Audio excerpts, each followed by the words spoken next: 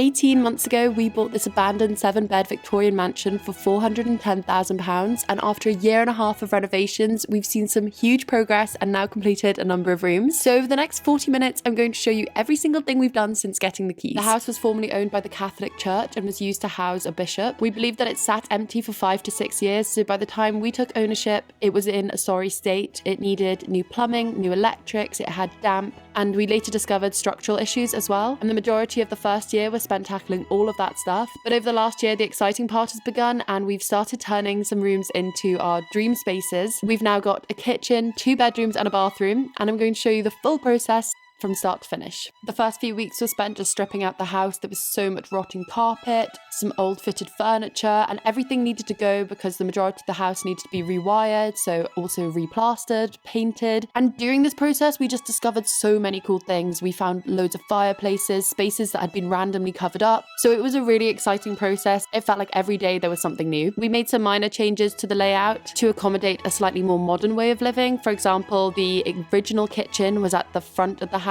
in a small room, so we used the existing dining room to house this, and some layout changes were just incidental. For example, we were removing this cabinetry, and behind it we found a sealed up door from the prospective kitchen through to the prospective living room, so we decided to take advantage of that and open up the whole wall. And I'm so glad we did that because we now have this amazing kitchen, dining, living room space. And it was completely unplanned before we started renovating. And the house is made up of extension after extension after extension. The very original part of the house is actually not that big at all. And because of that, every time we remove plaster, we seem to find some original aspect of the house that had been covered up while an extension was built. And this one was the most incredible. We found the original back door and a window.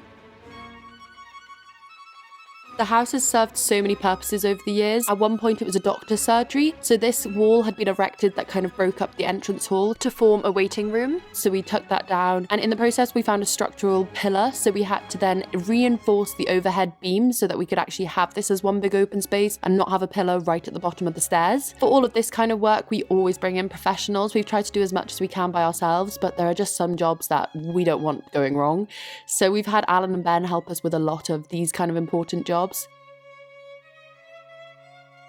The house has an old coach house and stabling, and we decided to use this space as our workshop so that we had somewhere to store everything for the duration of the renovation. And to that end, we both took down a dividing wall in the stables and we added a second floor to the coach house. The top floor is used for storage and the bottom floor is the workshop. And this space has been a godsend over the last 18 months. It's been so useful to us and so worth that effort at the start.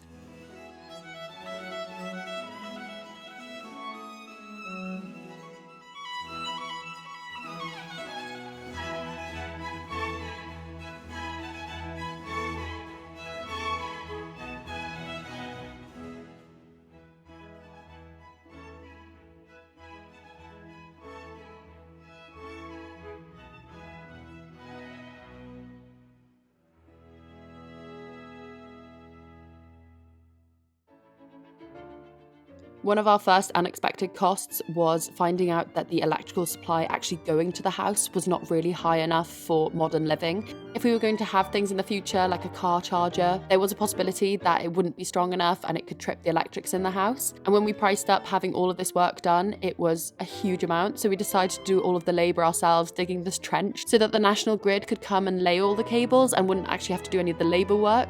And this saved us quite a lot of money.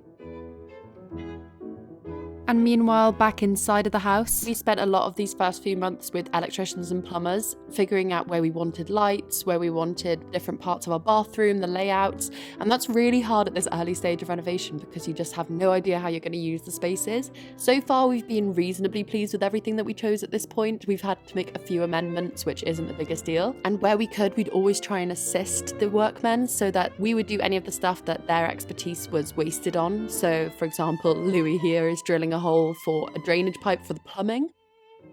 This is an example of how we're just not professionals.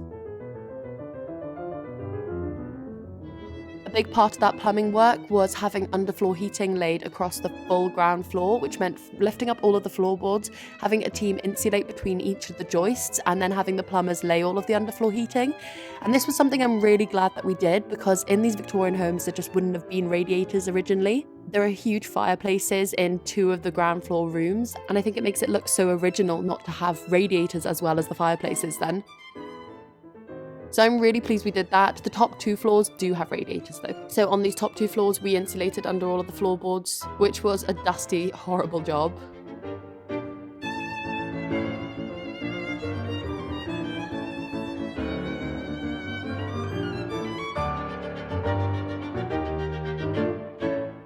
And this is the result of that hugely complicated plumbing system that we had installed. But you can see how amazing our plumber is. The pipework is just so incredibly neat. And then another big job that took place was having all of the walls in the house boarded so that we could insulate, like you can see here, and also so that we could run electrical cables behind the walls. So in places that we had original coving and we have an amazing gold ceiling in the chapel, we really didn't want to hack off the plaster to lay these cables within the wall. So we had this amazing team come and stud out and then board all of the walls. And now the whole house is freshly plastered and freshly boarded, and it's given it all such a clean new look. Some walls, some ceilings, some parts of walls couldn't be boarded or didn't need to be. So in those places, we just blue gritted, which is basically just a gritty paint, which makes it easier for a plasterer then to put a skim coat on top of it. It helps it adhere to the wall.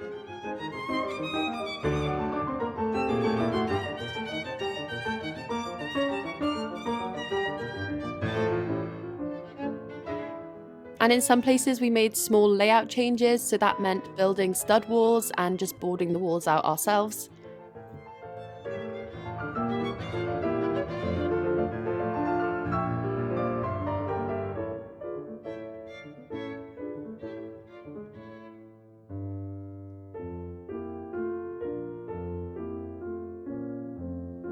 Outside, the scaffolding was built so we could start the external repairs. We realised that the original sandstone dressings around each of the windows had been painted white, and this was all starting to flake, so aesthetically it was looking bad, but also to help the damp issues that we were experiencing, we were recommended to remove this paint so that the stone could breathe again. And to do this, we had a stonemason called John come and steam clean the entire house, not just the sandstone areas, but all of the dressing stone on the whole house. When we got the house, it was really dark stone, or at least it appeared so, but once it had been steam cleaned, you can see here the difference. The original colour of the stone came out and it was just so beautiful. We believe that the sandstone was painted to hide all of the cracks that had appeared, and because we were then removing the paint, it meant that we needed to do a lot of mending of the stone. In a lot of places, the sandstone had been coated in some kind of cement-based mixture, so Louis spent hours and hours using a grinder to remove the very top surface of this and expose the sandstone beneath. This is a good before and after of how much the windows changed. That was with paint, this is after steam cleaning, and then this is after Louis had gone over it with a grinder. I mentioned earlier that we had structural issues, and that was the next job on the agenda while the scaffolding was up. When we first viewed the house, we did notice that the front wall was bowing slightly. You can actually see it here. The facade is actually coming away, and you can see here the gap between the facade and the windows. And previous residents had obviously stopped the drafts that had started to come because of these structural issues by just stuffing old letters and newspaper in the gaps, which was really fun for us to take out. But our structural engineer came up with a plan for us, and luckily lots of the work we could actually do ourselves. This was inserting these helifix bars into the wall, so Louis would drill from the outside all the way through the thick stone into the inside, and then we would insert and secure these helifix bars, which were just meant to stop the wall going any further. So it wasn't going to actually rectify the bowing of the wall, but it just meant it couldn't get worse. And then we also had to drill into the sandstone dressings of the windows and strap it to the internal walls, and that was another job that we could do ourselves, which was great in the interest of saving money.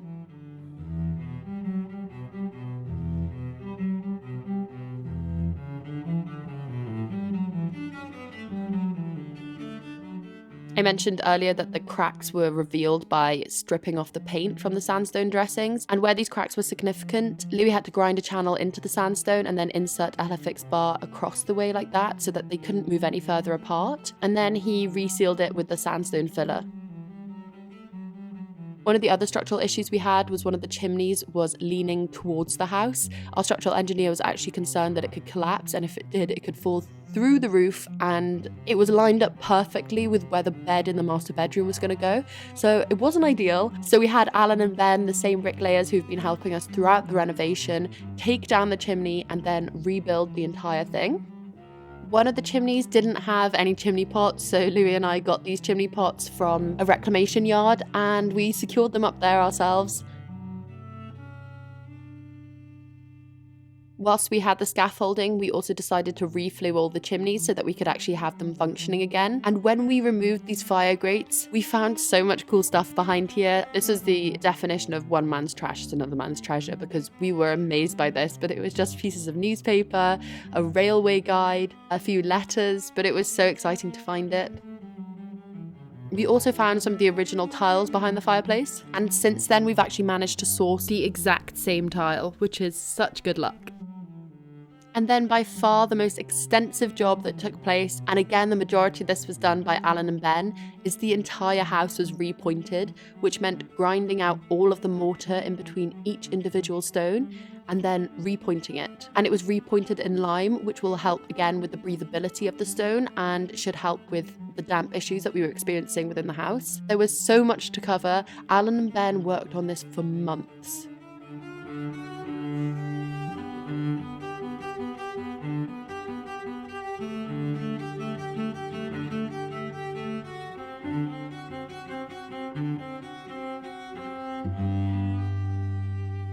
And in the meantime, Louis and I took it upon ourselves to replace all of the guttering in the house, which was, again, such a big job. There's just so much to cover. We were also advised that while replacing the gutters, we should also cap all of the fascias. Most of the fascias were in really good nick. It just improves the lifespan of them considerably. We were obviously rushing to get all of these jobs done. Every week that we had scaffolding was costing us. The most expensive one-off job of the renovation was replacing all of the windows. We wanted to replace them like for like, so we had timber sash windows and we had a local joiner make the exact replicas of them, which was obviously hugely expensive, but the finished product was so beautiful and it was so worth doing. Putting PVC windows on a house like this just wouldn't have done it justice. And having those new windows was something that we priced up before even purchasing the house, because we knew it was going to be significant and it really played into the affordability of the whole project. Where we uncovered old windows and old doors behind the plaster, wherever possible, we decided to keep them exposed. So we had our stonemason who steam cleaned the building come back and replace any bits that were kind of unsalvageable. They'd been hacked off to make the plaster adhere to them. So Louis and John did a lot of work to restore them all. For this little window, which is in the kitchen, he actually had to replace whole sections of it because there were such deep cracks within them, but they now look exactly like they would have been when they were first installed. Whilst we did have a lot of cornicing or crown moulding or coving around the house, lots of it was also missing. In the entrance hall, there was an example of how the original coving was, so we had all of that replicated, and then we ran it up the stairs from the ground to the top floor, and that was such a fiddly job that we both despised by the end of it. It was so difficult because every wall in the house is a different angle, nothing is just 90 degrees. We were really glad to see the back of that job. And that concludes all of the works that we did before we started focusing room by room to get rooms actually designed, decorated. We now had functioning electrics, plumbing, and everything we needed. And our plan was to move into the top floor of the house and create a kind of flat up there. So we started with a top floor bedroom. We're moving into this room, but it's not going to be our eventual bedroom. We'll obviously have the master suite. When we were stripping out this attic room, we uncovered these beautiful beams and a fireplace.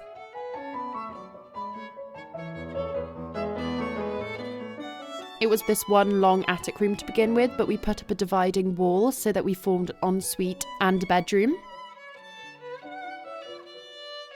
The whole space as one long room wasn't really that functional, and with the dividing wall, the space has a really nice flow from the bedroom through to the bathroom. So once everything was plastered, we began by painting.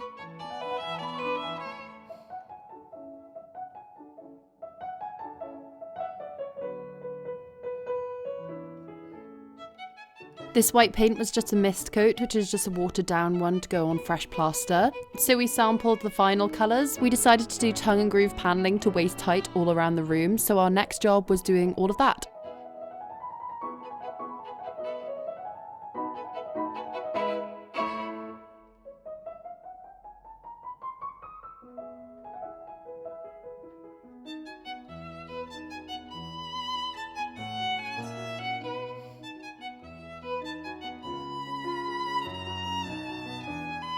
Because it's a funny shaped room and both of us were going to be staying in here, a double bed with a sloped ceiling would have been really difficult for one person. So we decided to make our very own built-in cabin bed. And this really tested our skills. Neither of us had done anything like this before, but it was really fun. We did a brief drawing, but pretty much just improvised the rest of it. We built the structure and then we paneled the whole thing, carrying on the tongue and groove from the rest of the room. These few months were really intense. We were renting a place nearby and the tenancy was coming to an end. So who knows why we decided to build our bed. But our goal with completing each room is to do it exactly how we want it. So we really want to finish them all to a really high standard so we don't have to go back at a later date and kind of perfect them at that point.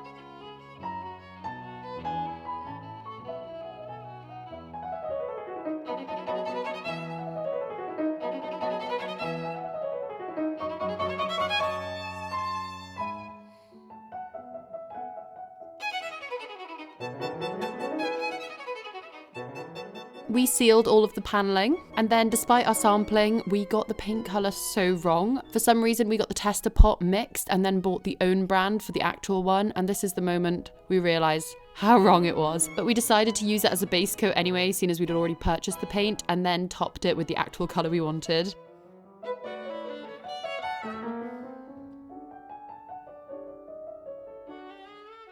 We color drenched the whole kind of cabin bed area to make it feel really cozy.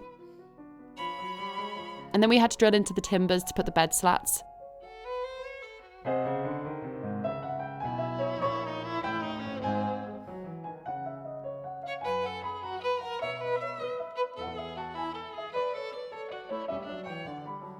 Once all of that was done, we were kind of just onto the finishings on the room, putting the doors on, staining them, putting trim on the paneling, skirting. We also had to do the architraves, and we had the same joiner who made our windows actually run an exact replica of the original architraves. We had examples of this on the ground floor. You can see here how well it matches.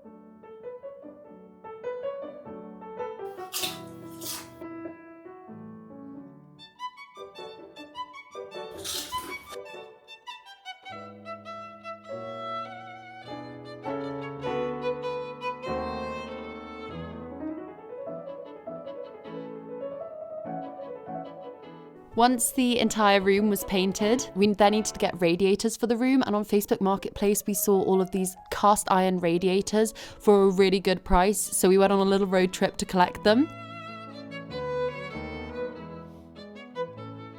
And we tried a few different methods to restore them. We tried a wire brush, we tried paint stripping them, and then power hosing them. But the thing that worked best was just getting John, who steam cleaned the house, back with his steam cleaning machine. He got all the paint off, and then we used a sanding pad on a grinder to just smooth it all so it had a nice finish. We sealed and then painted these, and the most satisfying part was flushing them out and getting all of the gunk that's built out over years inside of them. We put the final colour on them. And then we tried to get them to the top floor, which we failed with just the two of us. Louis had to get Alan and Ben to help him. These things weigh an absolute ton. We had the electrician come back to put all of our little lights in, and the next day the carpet was installed on the whole top floor, and then it was just time to put our little finishing touches on it.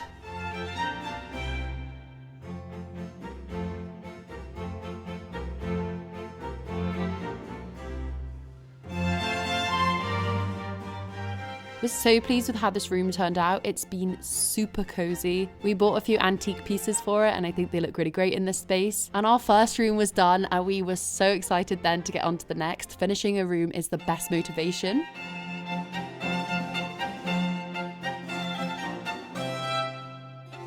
And the next room install was the ensuite for this room. We used orange as an accent colour in the adjoining green room that you just saw.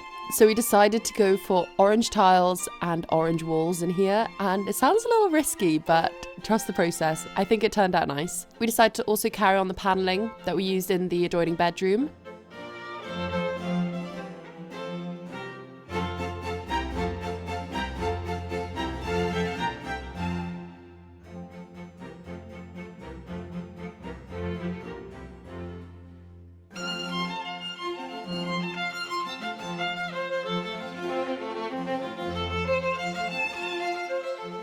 And then before we could start tiling, we had to put down these hardy backer boards, which help with the waterproofing of the room.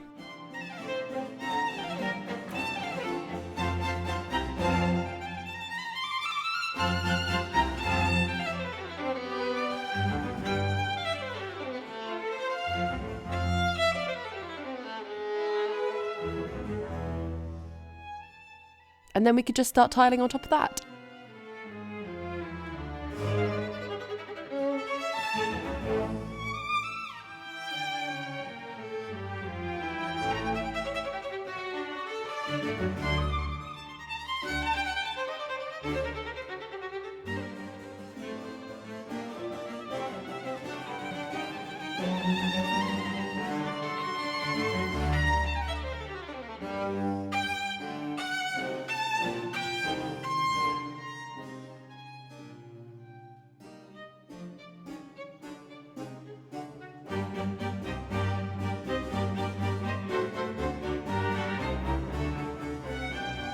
Because we went for a natural stone tile, we had to then seal these to make them waterproof. And for that same reason, we didn't use the same tile in the shower. We got a porcelain tile so that we weren't constantly resealing the shower.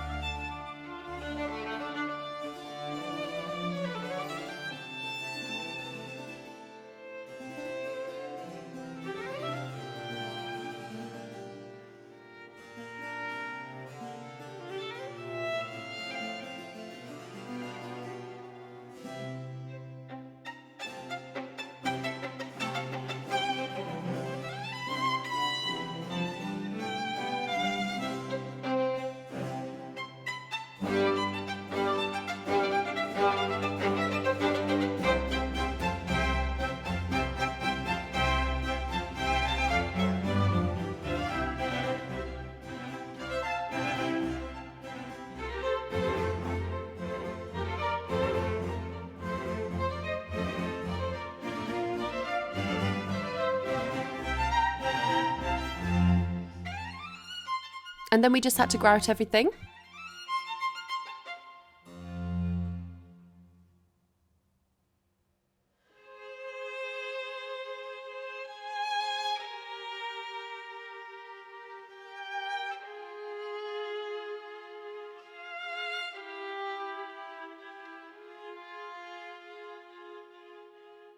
For our vanity unit, we decided to get creative and we bought this secondhand antique washstand, and we wanted to cut a hole in the top and put a bowl sink on it and the tap coming out of the wall. So we kind of traced the base of the sink so that we knew exactly how much space we had to make this cut, and Louis used a diamond blade on a grinder and we wet the surface of the marble. And then we just handed that over to our plumber, and once he'd installed all the pipes, we could finish the panelling around them, and Louis got on with the architrave, skirting and trim. Because we found the fireplace in this room hidden behind the plaster, there was no actual surround, so we added this one, which we happened to have from a previous renovation we did, but it didn't have a mantle or any of the surrounding bits. So Louis made these out of timber, and he used a router to make shapes within the wood that matched the shape of the original door in this room, which I thought was a really nice touch. And then he made a mantle out of MDF.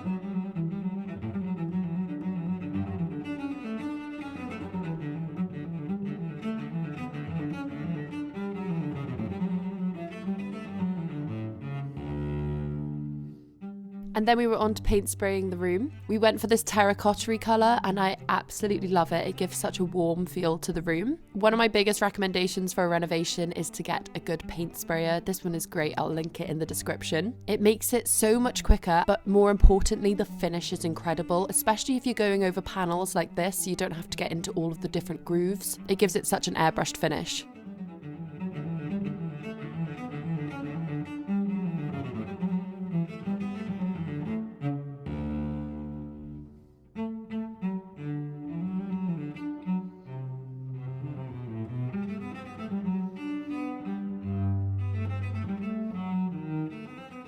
We did have a minor setback this week. We post our renovation progress every Wednesday, and we had a viewer from Australia report us to our local building control for not having properly waterproofed the bathroom. According to Australian codes though, according to British codes it was all fine, but the inspector came, had a look and signed it off for us. And then we also had somebody on the run abandon their car on our drive, so we had police looking around thinking that they might be inside of the house. So it was a dramatic week all around.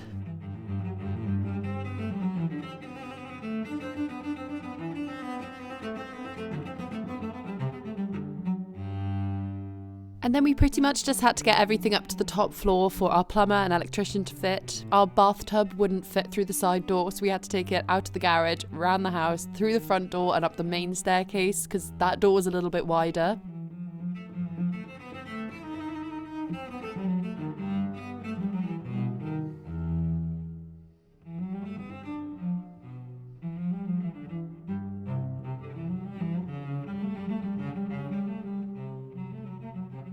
Luckily, it was then largely over to the plumber and electrician, because in this same week we were actually moving into the house.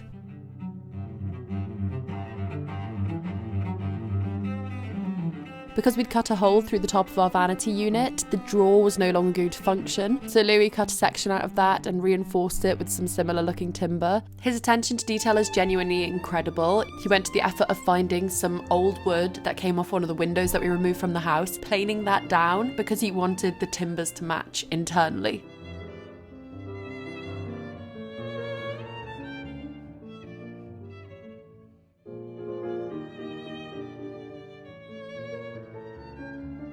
Then Louis fashioned the remaining parts of the fireplace that we were missing out of fire-resistant board.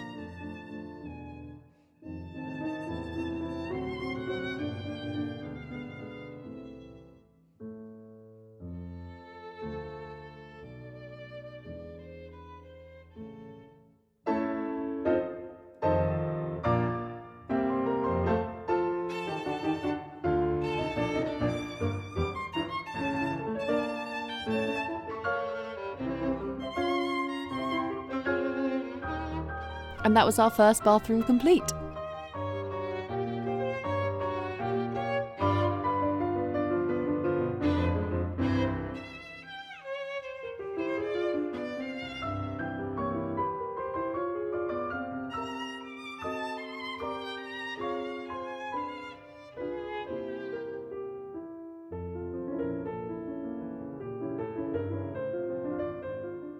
And then we were on to the kitchen. I mentioned earlier that we decided to use the dining room as the kitchen, and that was because we wanted the kitchen to be the real center of the house, and the existing kitchen, because it would have just been a servant's kind of room back in the day, was a front road-facing smaller room. And this is the room that we ended up connecting to what will be the living room, so it really makes sense for the space.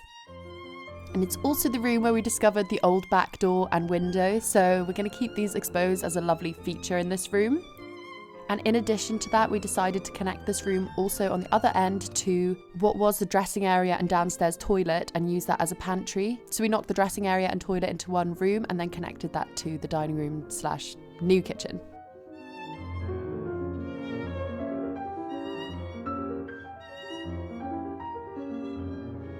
And this is the whole flow of the room. So it comes from the living room into the dining room. That's the door to the outside, and then it connects through to the new pantry.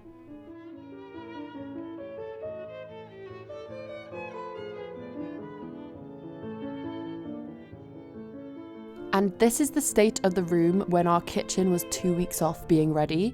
So again, once again, we had a huge time pressure to get the room complete. We took a visit to Olive & Barr's workshop, and they are the company that created our kitchen.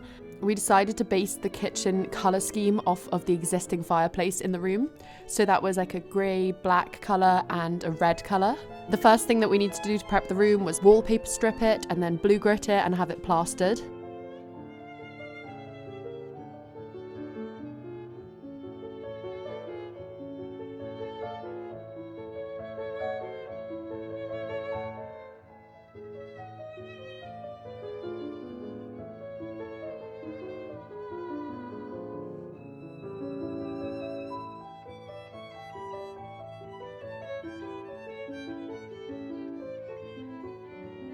We then tried to clean up the stone wall a little bit. We didn't know how best to plaster this wall. You can see that there are steel beams and electrical cables that were ground into the wall before we discovered this old door and window. So we knew we had to cover up some portion of it. So we decided to leave a kind of square around the parts that we liked.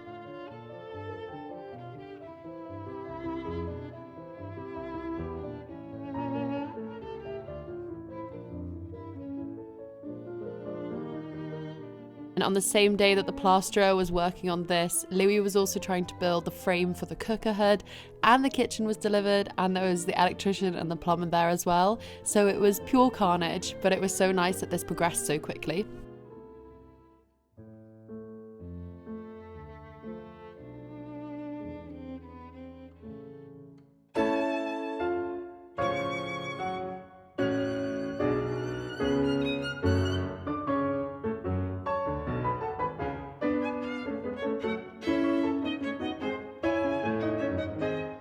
As good as the finished product of our windows was, the actual process of getting them was really stressful. The ground floor wasn't done for months and months, and we had to keep chasing the supplier. In the end, we had to remove the kitchen windows ourselves because we were working to such a tight time pressure, and we wanted the windows in before the new cabinetry was installed so that it wasn't going to get damaged. It also meant that we couldn't plaster up to the edges because the windows weren't in yet, so we had to do that retrospectively, which in the end cost us more money and time.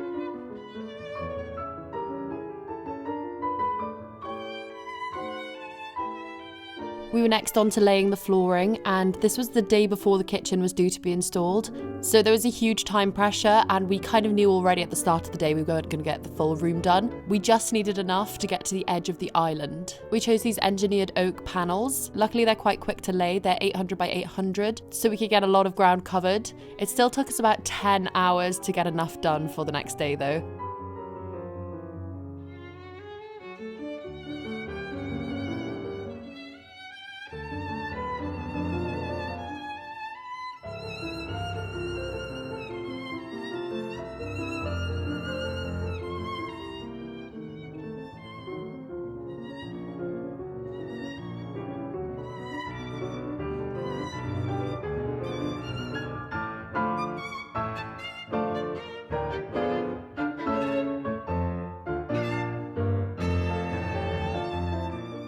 So the next morning we were feeling pretty weary, but it was so exciting to see the kitchen going in. It took 2 days for them to install it. And on the same day as our beautiful range cooker was delivered, we have a drawer fridge going into the kitchen because the main appliances will go into the pantry when we eventually get around to doing that.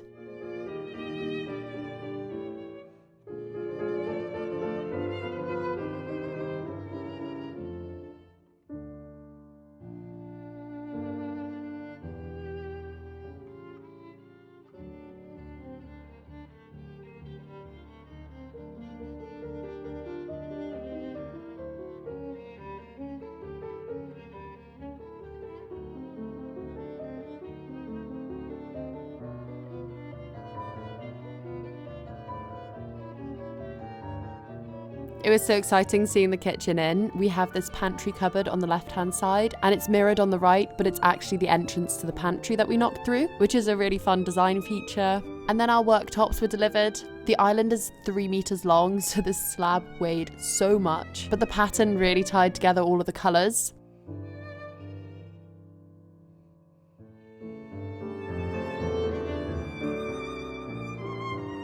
Olive & Bar designed us this backsplash with shelf and corbels made out of the worktop material.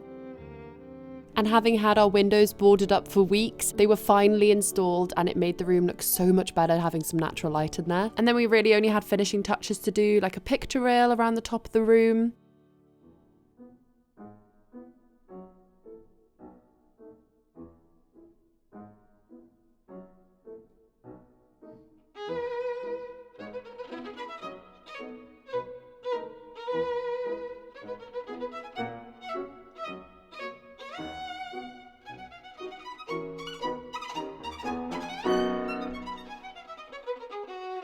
The pressure of the previous weeks was definitely getting to us at this point. That goes there, that goes underneath. Then that sign on the left side touches the laser, top of the laser. So now you know you need to bring that up a little bit because I can see the level dot. So you want to get the laser, Millie, so that it's in the same place, so it's on the underside of that laser. Laser. So the laser. Why are you just repeatedly saying laser? Because you're not doing the laser I side. don't know what you're on about, man. See the laser? Yes, I see the laser. That's the level that we're trying to hit, yeah? Yes. Laser. Laser. You're not looking at the right side. Laser.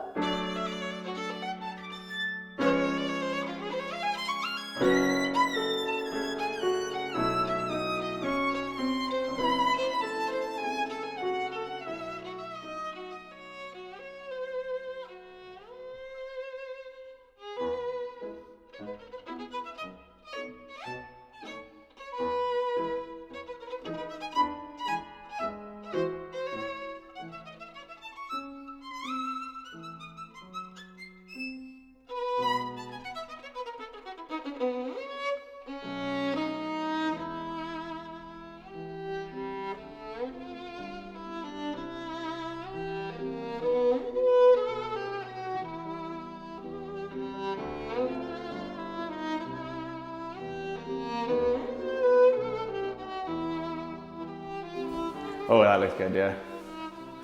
I think this is the best room we've done.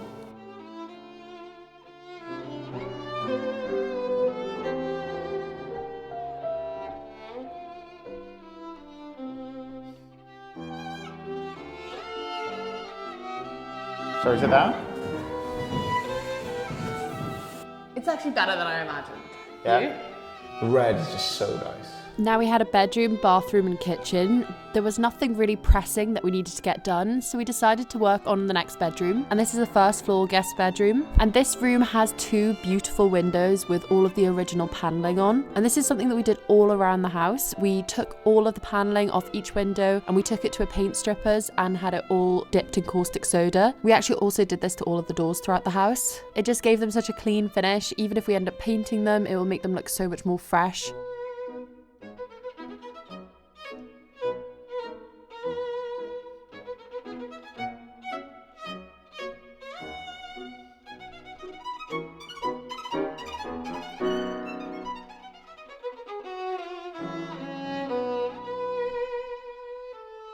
However, because we studded out all of the walls in this room, the paneling was not easy to reattach. The walls had changed shape, the gap was a different size.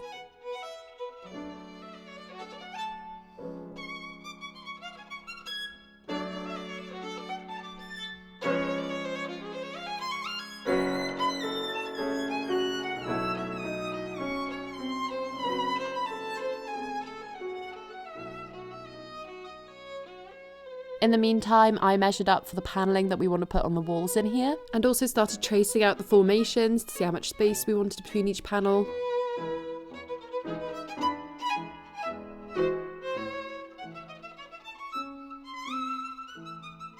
We want to do a Victorian style paneling. We ended up buying it out of MDF though, because it was considerably cheaper than actual plaster paneling. We cut and then assembled each of the panels before actually pushing them onto the wall. We found that that was the easiest way to make sure they were all square and level using the laser.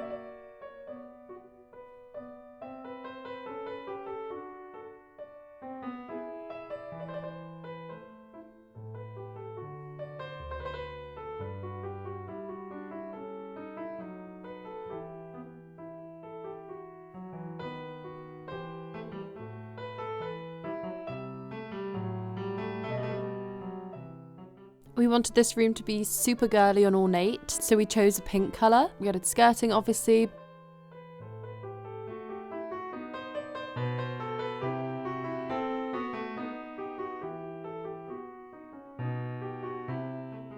But we also wanted to add a really fancy cornice. This room didn't have any, so we chose quite an intricate one and a ceiling rose. Because both these were made of plaster, whereas we'd only installed timber cornicing before, we had a professional company do this.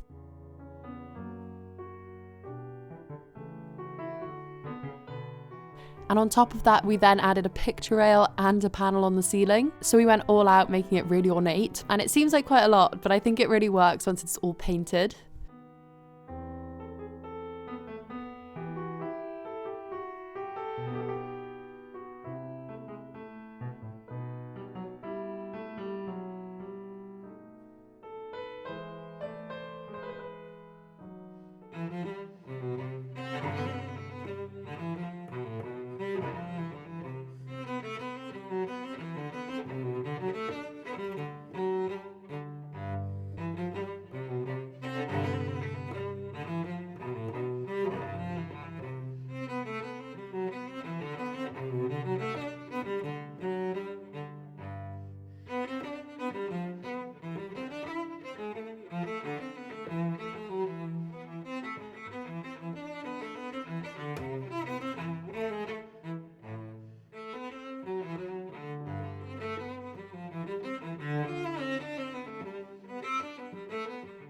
Next, we did all the prep for the floor to be carpeted.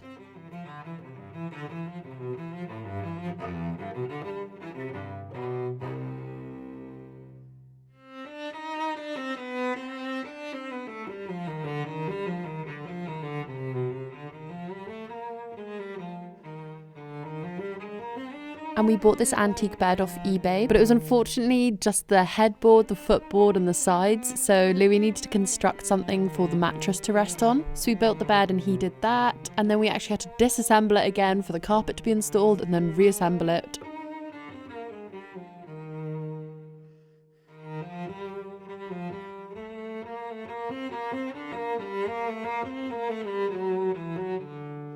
We had all of this wood paint stripped, so we didn't really want to paint it again. So we decided to stain it because we thought the light wood looked a little unfinished next to the dark pink. However, the wood filler that we used was a tiny bit too dark, so it does look a little patchy, but once it's all done with curtains, it does look a bit better. The electrician came back and installed our lights. The carpet was then installed. And then it was just time to put it all together.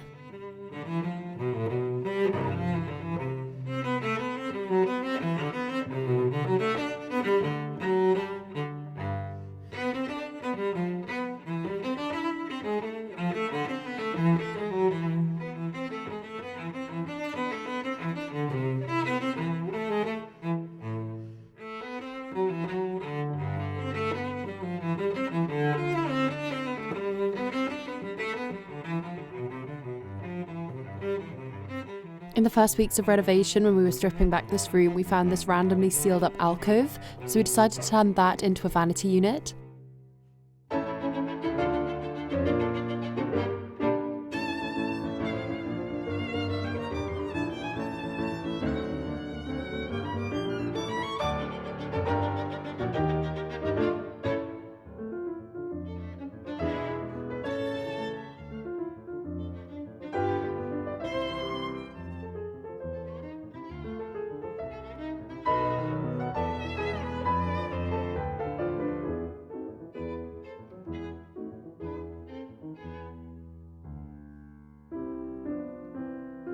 And then to finish off the room, we repurposed some curtains that were here when we got the house.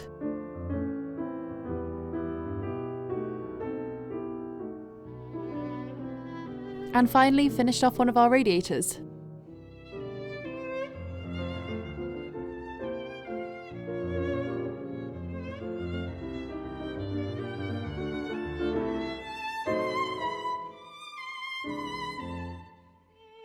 This is, and I feel like I say this every time, but my favourite room. But this one makes me so happy. It feels so cozy but grand. I just love how it all came together. And that pretty much concludes all of the work that we've done so far. But in the coming year, we're hoping to complete our living room, which is the old chapel. And we're not too far off this now.